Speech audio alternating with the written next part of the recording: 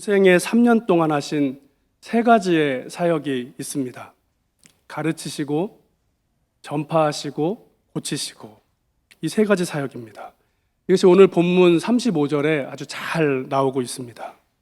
그런데 이 사역은 앞선 마태복음 4장 23절에도 동일하게 나옵니다.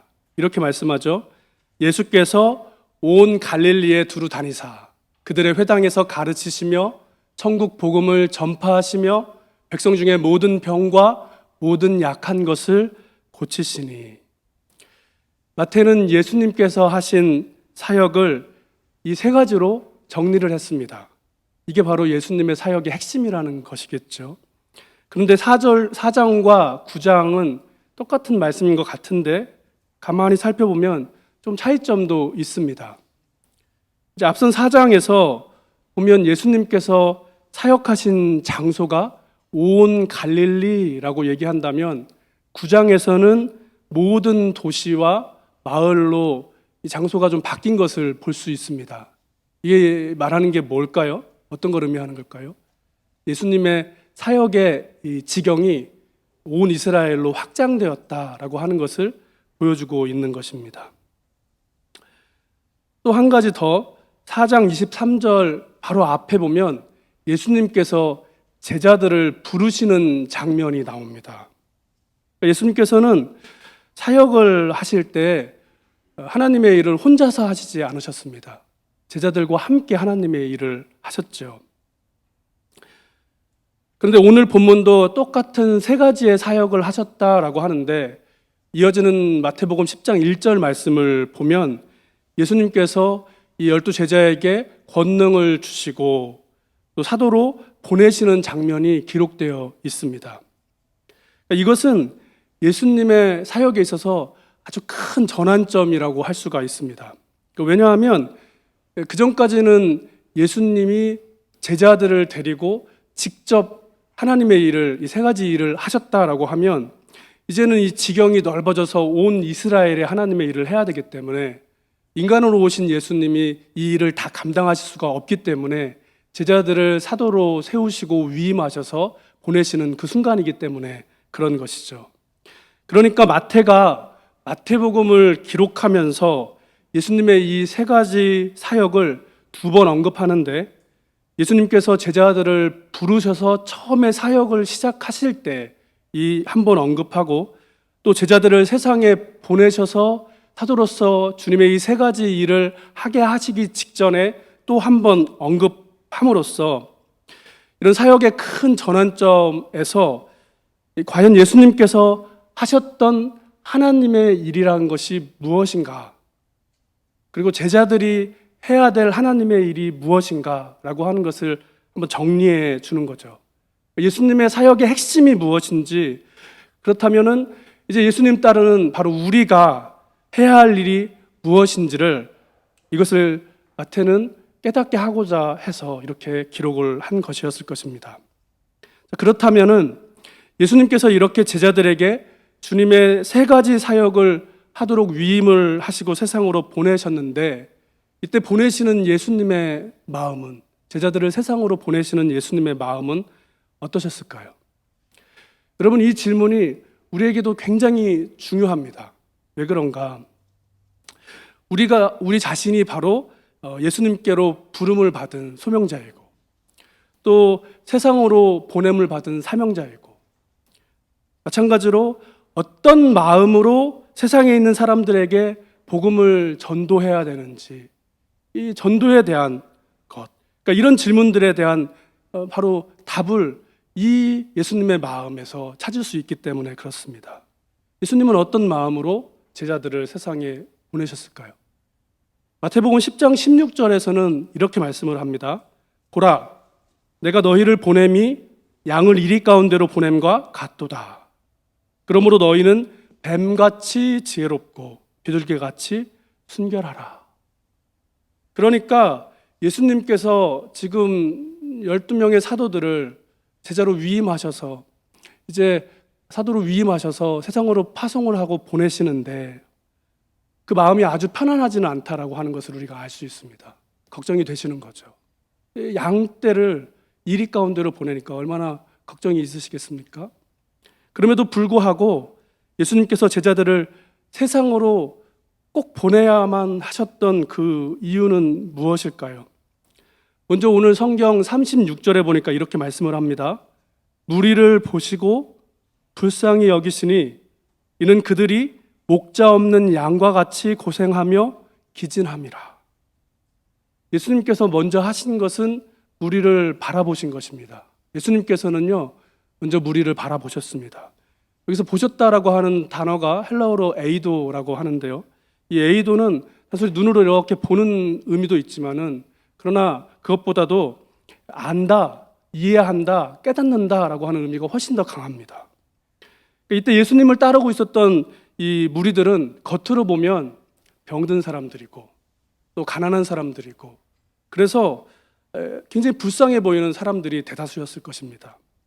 그래서 그들 대부분이 내가 혹시라도 예수님을 따르다가 병이 나을까 해서 따랐고 또 어떤 사람들은 혹시라도 예수님을 따르다가 좋은 것을 얻을 수 있지 않을까? 구할 수 있지 않을까? 해서 그런 기대로 예수님을 따랐던 사람들이 많았습니다.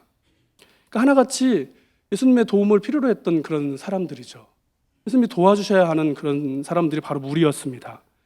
근데 예수님이 이 무리를 보시고 불쌍히 여기셨다라고 하는데 이것이 단순히 이 사람들이 병들고 가난하고 처지가 불쌍해서 불쌍히 여기셨다라고 하는 것이 아닌 것 같습니다. 왜 그런가?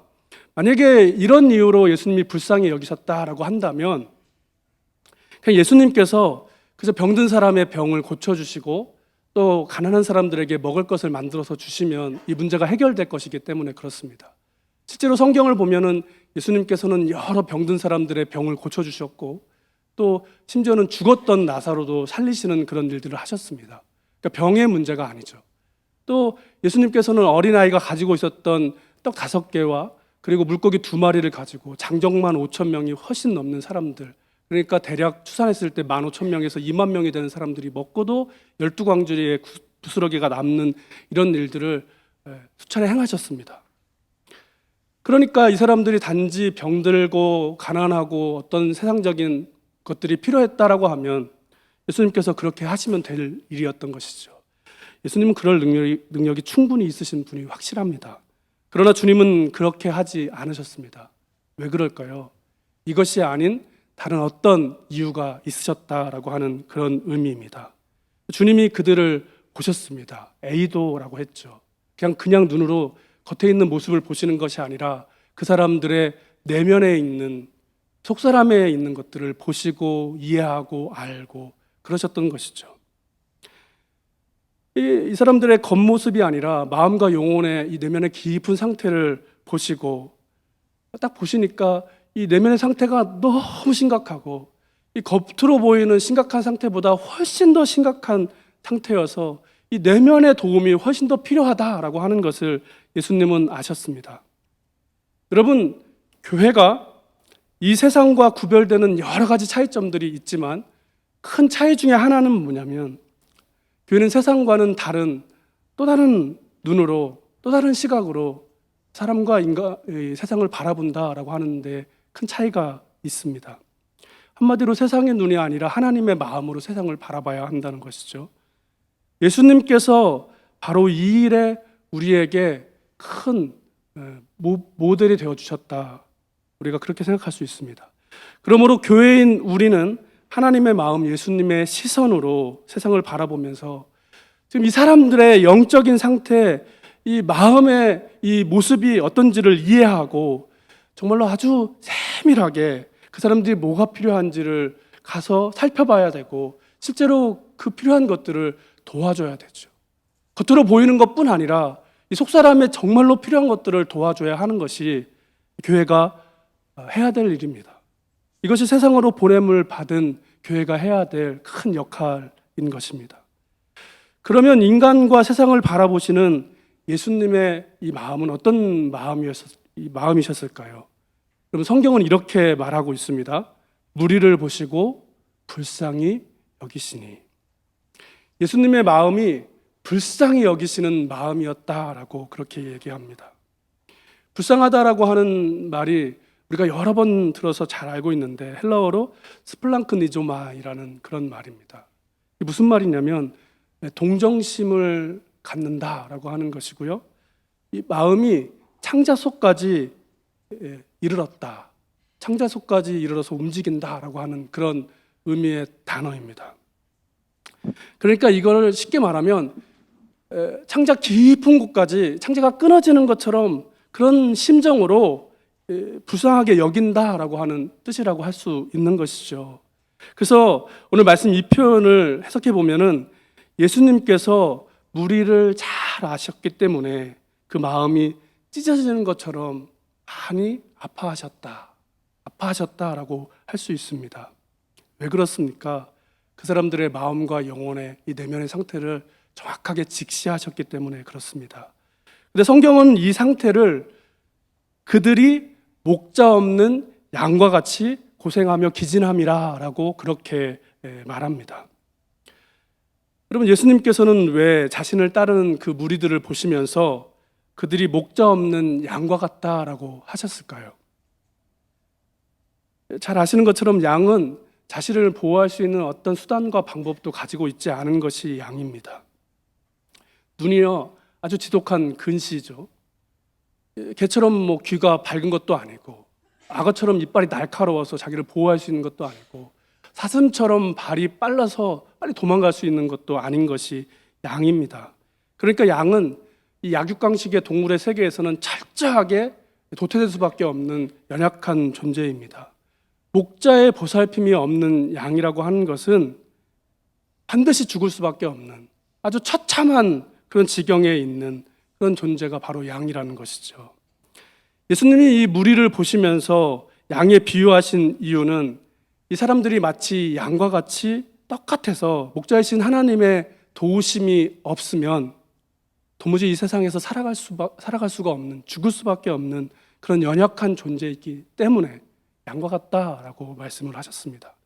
특히나 아담의 원죄 이후에 죄로 인해 타락한 이 사람들은 이 오염된 세상에서 살아가는 동안에 이들의 상태는 철저하게 죄에 빠져버리고 죄의 지배를 받는 죄인이었기 때문에, 신분이 죄인이었기 때문에 결국은 심판을 받고 사망에 이를 수밖에 없는 그런 아주 비참한 상태였습니다.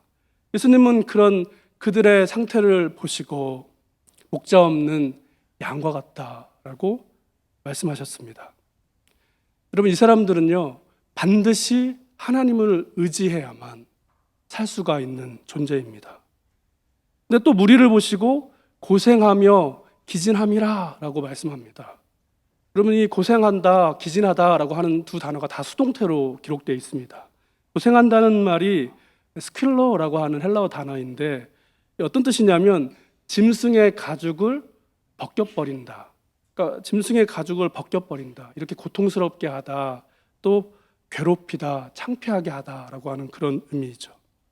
그러니까 수동태니까 이게 어떤 의미냐면 짐승의 가죽이 벗겨지는 것처럼 아주 처절하게 고통스럽고 괴롭게 했다라고 하는 그런 의미를 갖고 있는 것이죠. 또 이 기진하다라고 하는 단어, 우리 성경엔 기진하다라고 했는데 이게 헬라어로는 립토라고 하거든요. 립토는 뭐냐면 땅에 그냥 내던져 버리는 것, 누군가가 땅에 내던져 버리는 그런 상태를 얘기합니다. 수동태이기 때문에 그렇습니다.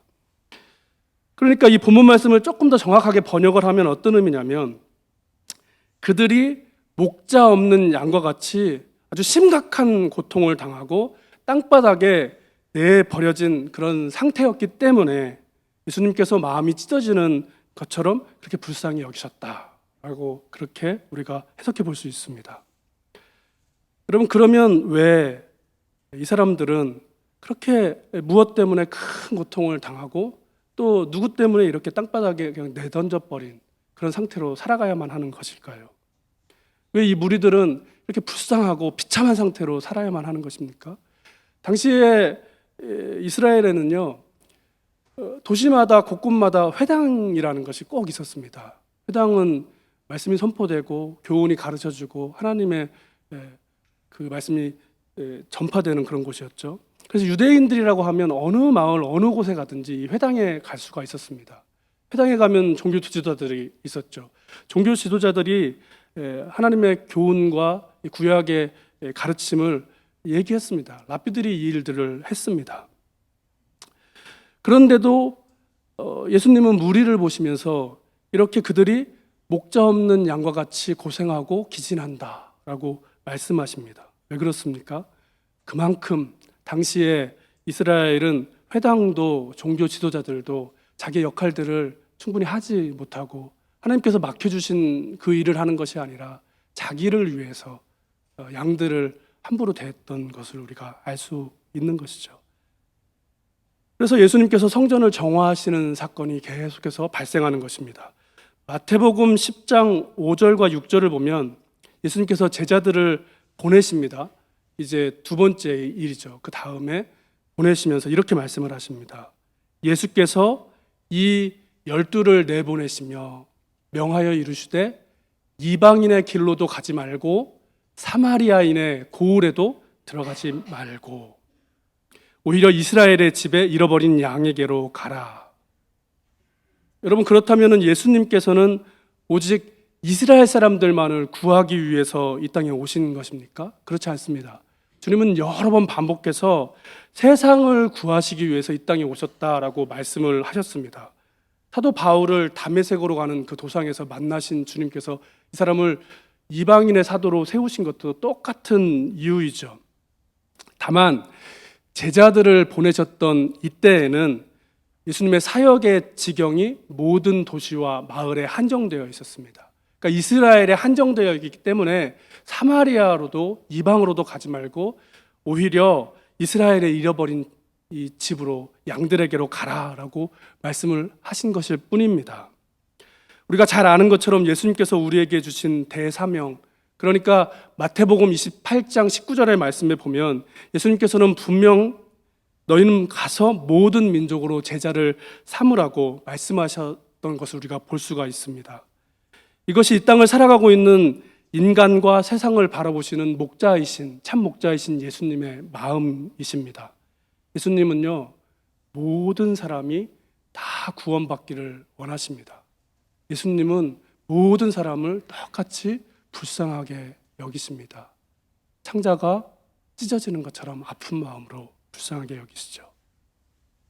그런데 우리는 교회와 세상을 좀 이분법적으로 나누어서 생각하는 경향이 있는 것 같습니다.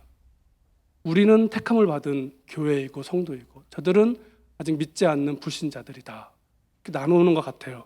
그렇지만 예수님께서는 이렇게 나누시지 않으셨습니다. 예수님은 교회 안에만 주님의 양들이 있다라고 그렇게 말씀하지 않으셨습니다. 교회 밖에서 아직도 구원받지 못했던 이 무리들을 보시면서 불쌍히 여기시면서 저들도 나의 양이다라고 그렇게 말씀하셨습니다. 여러분, 바로 이런 예수님이 참된 목자로 이 땅에 오셔서 우리를 불쌍히 여기시며 돌봐주시는데 오늘 본문의 이 세 가지 사역을 하시면서 돌봐주시는 것이죠. 그런데 정말로 감사한 것은 무엇이냐면 예수님은 결코 혼자서 이 하나님의 일을 하시지 않으셨다라고 하는 데 있습니다. 예수님은 제자들을 세우셔서 제자들과 함께 이 사역을 하시다가 이제 지경이 넓어져서 온 이스라엘에게 하나님의 일을 해야 될 때에는 제자들을 사도로 세우셔서 권능을 주시고 제자들에게 예수님의 이 세 가지 일을 하도록 보내시는 그런 것들을 우리가 보았죠. 예수님이 십자가에서 달려서 죽으시고 부활하시고 승천하신 다음에 이 땅에 보혜사 성령님을 보내주셨습니다. 성령님이 오신 다음에 이 땅에 세워진 것이 교회입니다. 바로 우리이죠. 여러분, 교회를 세우신 예수님께서는 결국 이 교회로 하여금 모든 민족에게 예수님이 하셨던 이 세 가지의 사역, 가르치시고 전파하시고 고치시는 사역을 하실 수 있도록 위임하신 것입니다. 성도 여러분, 주님께서 공생애 동안 하셨던 이 세 가지 사역은 결코 주님만의 사역이 아닙니다. 오늘 교회인 우리가 해야 되는 그런 사명인 것이죠. 이게 우리의 사역입니다. 오늘 우리가 이 사실을 직시하고 반드시 이 사역을 하지 않을 수가 없는 것이죠. 여러분, 그런데 한번 생각해 보십시오. 우리는 말씀을 가르치는 일과 복음을 전파하는 일과 병들고 약한 이들을 고치는 일에 얼마나 마음을 쏟으면서 이 일들을 감당하고 있습니까? 이 세 가지는 한마디로 얘기하면 하나님 나라의 일을 하는 것이고 하나님의 복음을 전파하는 것이라고 할 수 있는데, 여러분, 오늘 이 땅의 교회는, 또 우리는 예수님께서 그렇게 하셨고 또 그렇게 하라고 말씀하신 이 간절한 마음에 얼마나 부합하면서 살고 있는 것인가요? 그러니까 오늘 예배드리시는 성도님들 중에서 집에 강아지 키우시는 분들 많으시죠? 집에 강아지 이렇게 보시면 씩 웃으시는 분들은 강아지를 키우시는 분들이에요. 왜냐하면 집에 있는 그 강아지가 생각나기 때문에 웃음이 나오는 거거든요. 근데 한번 질문을 드려볼게요. 강아지가 세상에서 가장 행복할 때가 언제일까요? 언제 가장 행복해 하던가요? 왜 강아지 키우시는 분들은 얘기해 주셔도 되잖아요. 언제일까요? 뭐 막 주인이 맛있는 걸 많이 줘서 막 시컷 먹고 따뜻한 데에서 늘어지게 푹 자면 행복할까요? 좋겠죠. 근데 그때가 제일 행복할까요? 저는 아니라고 생각합니다. 강아지는요, 주인이 나갔다가 들어올 때 주인 딱 만나잖아요. 주인만 보면은 막 꼬리를 흔들면서 막 달려와서 냄새를 맡으면서 빙빙 돌면서 안기려고 팔짝팔짝 뛰면서 너무너무 좋아하지 않습니까? 강아지가 제일 행복할 때는 자기 주인을 만날 때입니다. 있잖아요, 막 정신없이. 근데 그게 싫지 않잖아요. 여러분, 저는 어릴 때 시골에서 살았습니다. 제 고향은 여기 당진입니다. 제가 어릴 때 80년대에는요, 뭐 우리나라가 다 발전이 좀 덜 된 그런 때였습니다. 근데 그 중에서도 당진은 시골 중에 정말 시골, 진짜 시골이었습니다. 저는 고무신 신고 자랐습니다. 하얀 고무신, 까만 고무신, 심지어 하늘색 고무신 신으면서 살았는데요. 어떤 분이 그 얘기를 하니까 그럼 이렇게 뭐 메고 벤또 가지고 이렇게 다녔냐? 그러진 않았습니다. 제 기억엔 그래서 물어보니까 너무 놀러 다녀서 맨날 신발을 막 젖고 흙탕물로 하니까 빨기 좋으라고 그렇게 했다라고 하시더라고요. 저는 제가 어릴 때 다 고무신 신고 사는 줄 알았어요. 여기니까.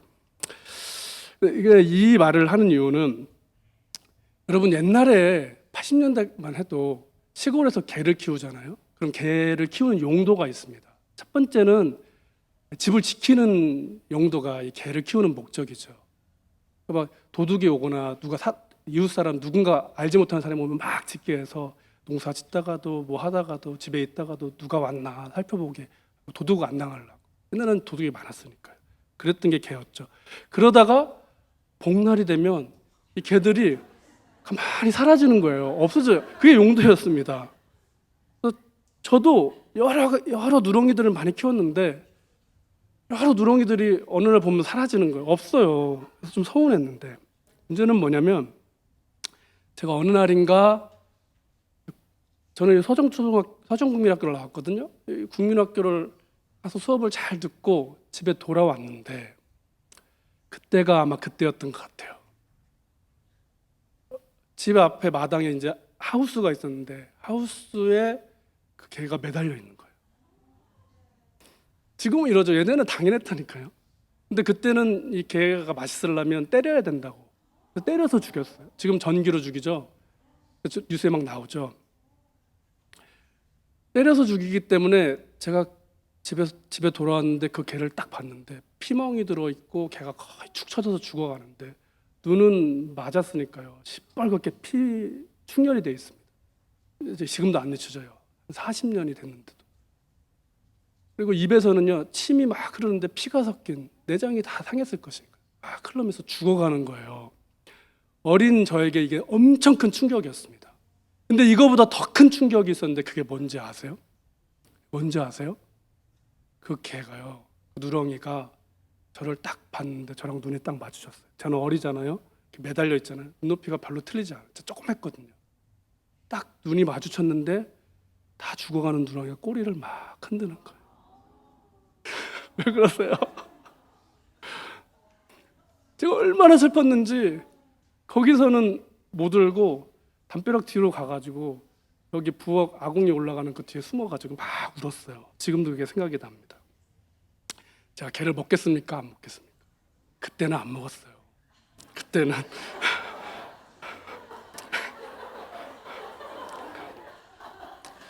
그때는 진짜 마음이 아팠거든요. 정말 마음이 아팠습니다. 그런데 제가 이 말씀을 왜 드리냐면 제가 예수님 믿고 나서 깨달은 게 한 가지가 있습니다. 그 누렁이는요, 자기가 죽기 직전이잖아요. 자기가 죽기 직전인데도 주인인 저를 봐서 좋았다라고 하는 것이죠. 좋았다. 그땐 잘 몰랐거든요. 근데 가만히 생각해 보니까 그 누렁이가 만약에 자기를 죽이려고 하는 사람들만 있고 주인을 보지 못한 채로 그냥 죽었다라고 하면 그 누렁이는 굉장히 비참했을 것 같아요. 너무 비참했을 거예요. 근데 그나마 마지막에 사랑하는 주인을 봤으니까 반가워서 본능적으로 꼬리를 흔드니까 그러니까 위로가 되었나 보다, 이 누렁이에게. 나중에 예수님 믿고 나서 그 생각이 들더라고요. 안타까운 건 뭐냐면 그때는 제가 그 누렁이를 보호할 만한 어떤 능력이나 힘이 없었다라고 하는 것이죠. 좀 빨리만 왔어도 안 됩니다 하고 막 매달렸으면 한 며칠은 더 살아있을 수도 있었을 텐데, 그죠? 능력이 없었다라고 하는 게 너무 안타까워요. 여러분, 집에서 키우는 강아지가 있습니다. 근데 뉴스에 가끔 나오는데요, 그 식용으로 이렇게 사육하는 개들이 있잖아요. 이 개들은 주인이 없는 거예요. 키우는 사람은 있지만 사실 엄밀히 주인이라고 얘기할 수는 없어요. 왜냐하면 팔려고 키우는 거니까. 이런 개들, 아니면 예전엔 주인이 있었는데 버림을 받은 그런 개들 있잖아요. 유기견들이 그냥 떠돌면서 야생으로 돌아가서 떠도는 이 유기견들이 문제다, 너무 야생화가 됐다, 사람들에게 공격할 수도 있다, 뭐 이런 얘기가 뉴스에 가끔 나오지 않습니까? 여러분, 그럼 생각해 보세요. 집에서 키우는 이 강아지랑 먹으려고 사육되는 이 식용견이나 아니면 유기견들, 떠돌이 개들의 운명이 같은 겁니까? 아니죠. 완전히 다릅니다. 이 두 부류의 개는요, 완전히 다른 운명 가운데 살아가고 있는 것이죠. 어떤 개는 내가 죽게 될 상황에서도 주인을 보면서 꼬리를 흔들면서 위로를 받는 그런 개도 있다니까요. 여러분, 우리 인간의 모습이 마치 이렇지 않느냐, 이 말을 하고 싶습니다. 문명이 발달하고 세상이 좋아져서 우리 삶이 아무리 풍요롭고 그런다 하더라도 여러분, 인간이 진정으로 행복해질 수 있겠습니까? 그렇지 않습니다. 왜 그렇죠? 인간은 본질상 죄로 인해서 하나님을 떠나서 세상에 갇혀서 세상의 죄의 지배에 받으면서 살아가고 세상에서 죽을 수밖에 없는 그런 유기견들, 이 사육견들의 그런 처지와 똑같은 모습으로 살고 있기 때문에, 주인 없는 그런 삶을 살고 있기 때문에 그런 것이죠. 약육강식의 이 세상에서 그냥 주인 없는 모습으로 떠돌아다니다가 그냥 잡아먹히는 그런 처참하게 굶어 죽는 그런 모습이 될 수밖에 없기 때문에 그런 것입니다. 그러니 아무리 좋은 집에 살고 아무리 좋은 옷을 입고 아무리 좋은 음식, 맛있는 것을 많이 먹는다라고 하더라도 여러분, 그 사람은 목자 없는 양과 같이 고생하며 기진하는 사람이요.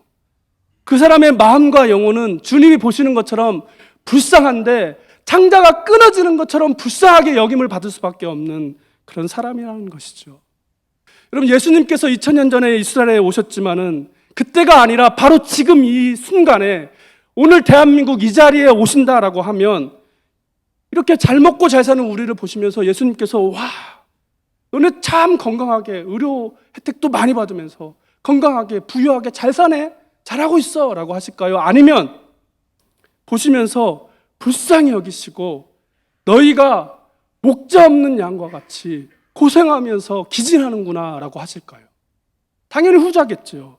왜냐하면 겉모습을 보시는 것이 아니라 그 사람들의 마음과 그 사람들의 내면의 상태를 보시는 예수님께서 죄로 인해서 처절하게 갇혀서 죽을 수밖에 없는 이 영혼들을 보시면서 하나님 없는, 주인 없는 이 삶을 살아가는 이 사람들을 보시면서 얼마나 슬퍼하실 것이겠습니까? 지금은요, 오시면 더 슬퍼하실 것 같아요.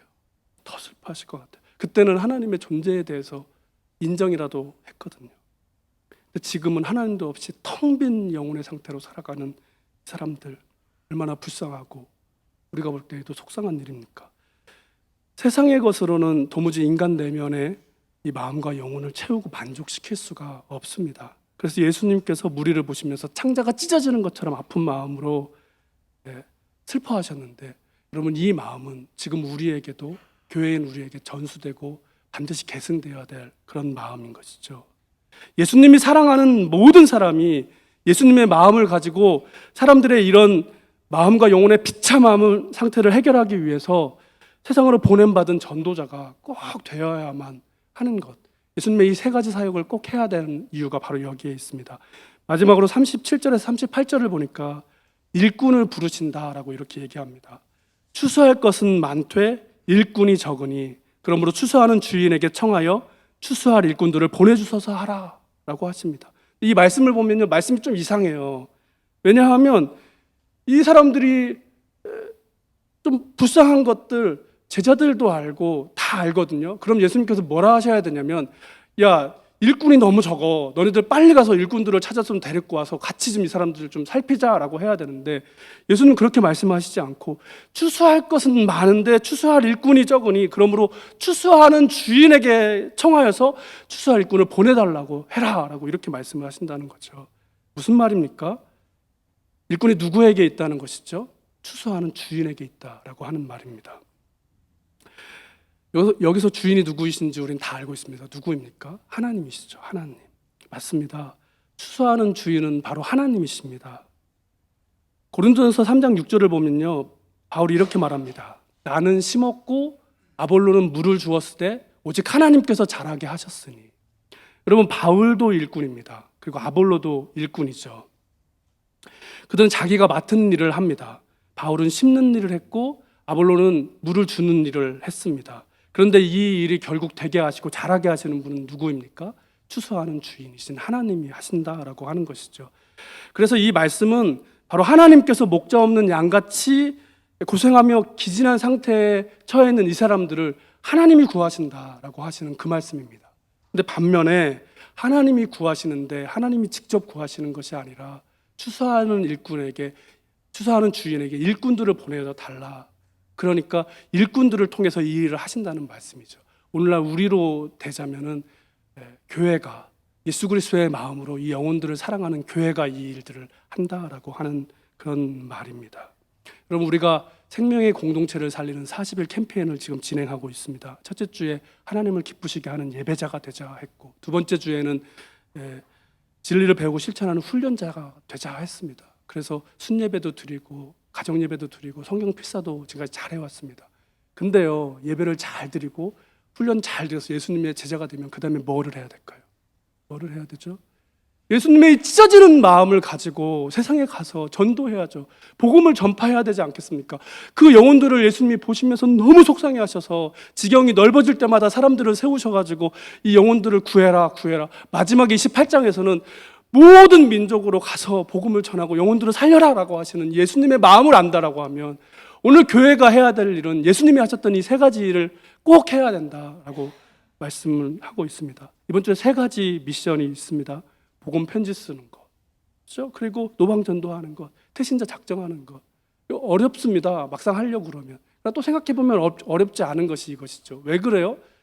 내가 사랑하는 가족, 친구, 아내, 부모, 자녀, 이웃, 직장 동료 정말 사랑하는데 이 사람이 하나님을 믿지 않으면 내가 작정하고 기도하고 이 영혼을 구해 주십시오 하나님께 기도해야 되지 않습니까? 이게 태신자 작정이잖아요. 이게 뭐가 어렵습니까?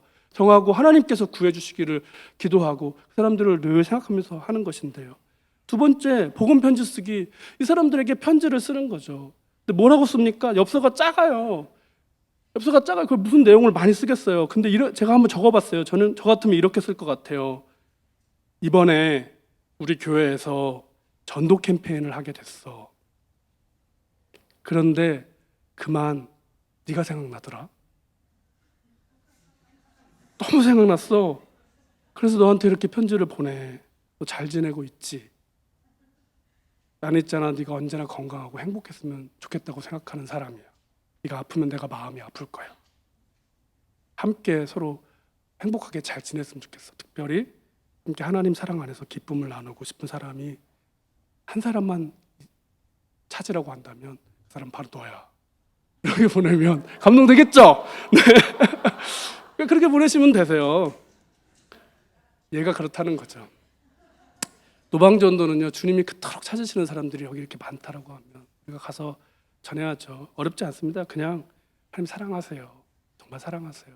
당신은 진짜 사랑받기 위해 태어난 사람이에요. 이렇게 전해주시면 됩니다. 여러분, 한 번밖에 없는 인생을 어떻게 살 것인가, 그리고 무엇을 위해서 어떤 가치를 가지고 의미를 가지고 살 것인가라고 하는 것, 이것이 오늘 예수님 믿는 우리에게 던져진 아주 중요한 화두입니다. 예수님은 우리에게 이런 삶의 의미와 가치를 알려주시기 위해서 먼저 그 길을 가셨습니다.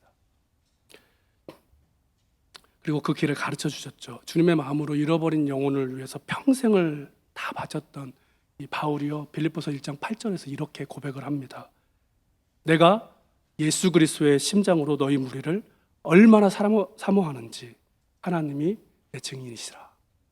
사랑하는 성도 여러분, 우리가 주님의 마음을 이 심장에 담고 그 사랑의 마음으로 복음을 전하는 전도자가 꼭 되실 수 있기를 바랍니다. 그리고요, 그래서 내 신앙의 고백이 끝내는 사도 바울과 같은 고백이 되실 수 있기를 우리 주님의 이름으로 축원드립니다.